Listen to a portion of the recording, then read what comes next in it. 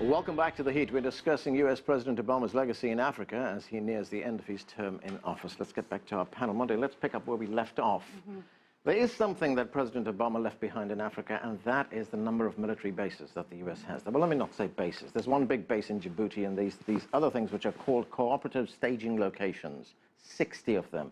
The Pentagon will tell us there's only one military base in Africa, but we know that there's 60 of them. In fact, the liberal site Tom's Dispatch reported that there are 60. Was the president more focused on security for the United States here and U.S. national security interests rather than other things in Africa? Well, look, there's no doubt that security is the topmost priority for the United States. And we all know that the embassy attacks in Tanzania and in Kenya back in the 90s. We all know that subsequent attacks, Benghazi and the situation in the Horn of Africa, all of those have huge impact and implications for the larger global security, and that the U.S. is fundamentally interested in that as its #1 priority. So I think we should go in understanding that that's always going to be a priority for the United States. Now, we can question how the U.S. is engaging on the military front on the security issues. And whether there needs to be more of tying those programs, not just addressing the symptoms of the insecurity in Africa, but tying them into the sources and the causes of that insecurity in Africa. Right now, I think many people believe that there's been too much focus on addressing the symptoms rather than working in a comprehensive whole-of-government way to address the sources of insecurity. That's one criticism that I know has been labeled.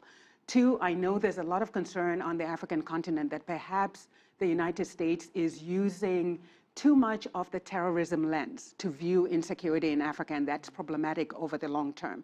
So I think those are two key issues that the incoming administration, I think, would have to look at and say, how do we better address conflict and insecurity with Africa in Africa without necessarily viewing it mostly through that counterterrorism lens, because it does have implications for governance. Christina, what's your view? Did Obama see Africa through the lens of U.S. national security more than anything else? And look, there are problems that the United States has in Africa. We know that ISIL has been active on the African continent, in Libya, in Somalia. I saw Al-Shabaab. Right, and Al-Shabaab staged attacks in Kenya. Boko Haram in West Africa has declared an alliance with ISIL. So the U.S. does have national security problems there, but was it perhaps too much of an emphasis on the part of this administration?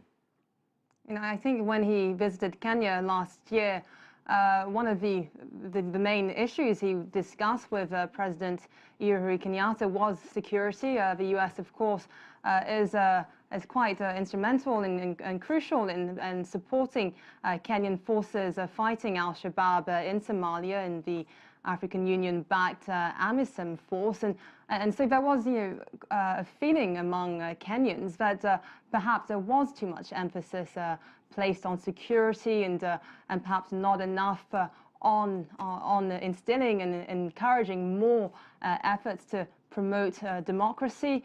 Obviously, security is a huge concern, and after 9/11, of course, the terror threat remains a huge problem, coming from France, and which has been also a target these past few years. We can understand, why the U.S. would want to maintain,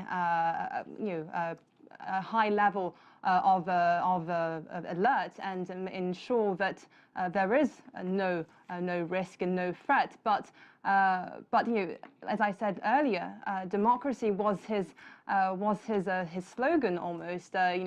He talked about a new beginning, and that new beginning should have comprised also the democratic space and not just security.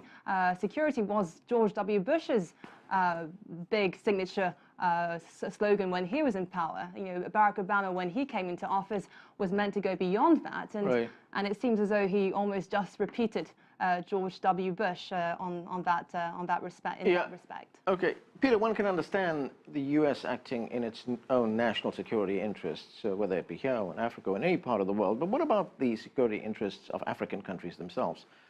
Boko Haram, very active in West Africa, in 3 countries in West Africa. The Nigerian ambassador complained in 2014, complained that the United States was not helping. The United States was not sharing intelligence, was not providing the weapons that they needed.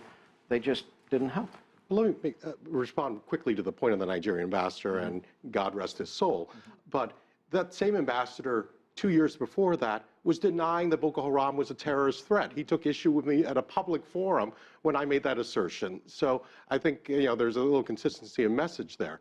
But moving on Boko Haram, I was just in northeastern Nigeria. I was out in Maiduguri and then out in Borno State. And the Nigerian army is making noticeable progress, and part of it with assistance from allies, including the United States, the UK, and others. However, the challenge remains, and I think it's going to be something the new administration is going to inherit. Let me make 2 points on the security emphasis in the Obama administration. I think we're all agreed, it's understood. The U.S. has a security priority, and that's going to be the first, it should be the first priority. But I would say, my criticism of the Obama administration and its handling of security in Africa is not the emphasis on security. That's natural, that's understandable, it's part of the job. But it proved to be largely short-sighted and somewhat transactional. And that had 2 consequences. One, very oftentimes the bigger picture of threats deal with the threat of today, not look at the long-term. So for example, during the first term, the conventional wisdom was Al-Qaeda in the Islamic Maghreb, especially the faction led by Mokhtar al-Mokhtar, was no longer a threat. That was heavily discounted. Those of us analysts who said, watch out, something's coming, were largely ignored. And then we had Mali, the coup, and then the division of the country in 2012. The same thing with Boko Haram. Part of it was also messaging on the part of the Nigerians, but also the delays in recognizing that threat. The other, but I think more pernicious, of the short-sighted transactional, let's deal with it, a military solution, is it looks at the failure to look at security in a broader, holistic context.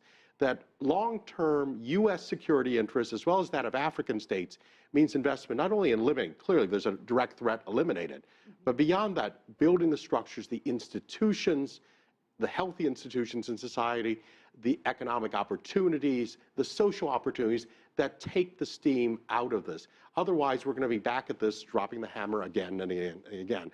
And perhaps part of it is, one can acknowledge realities, fiscal realities, political realities, but perhaps a little more strategic attention needed to be put. And I think that's certainly something that the new administration is going to have to look at and confront. And it's interesting that it's written in our laws. Every new administration coming in is required by U.S. law to prepare a national security strategy and hopefully confront some of these issues.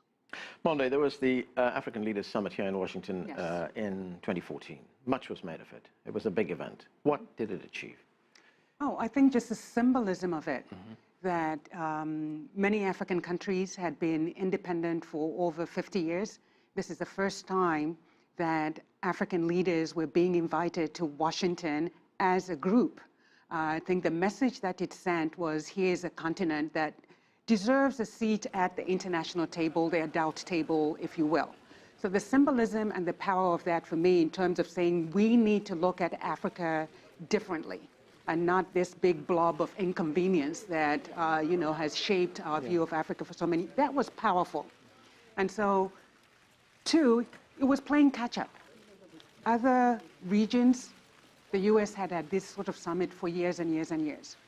But this was the first one for Africa. So there's the symbolism part of it. I think the second part of it for me has to be in, now that the door has been opened, that needs to be institutionalized. It needs to be carried forward, otherwise it becomes just a meeting like any other meeting.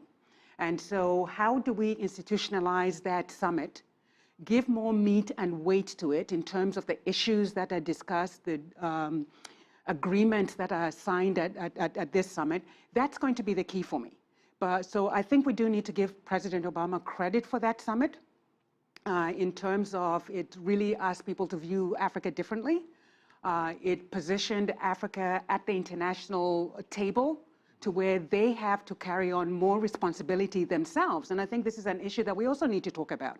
We can talk about how the United States has engaged Africa, but a corollary part of that for me is how African leaders are positioning themselves and their countries to earn that seat at the international table, to make sure that they understood that we are partners, full and equal partners. that, the old colonial days are gone. So for me, it was powerful.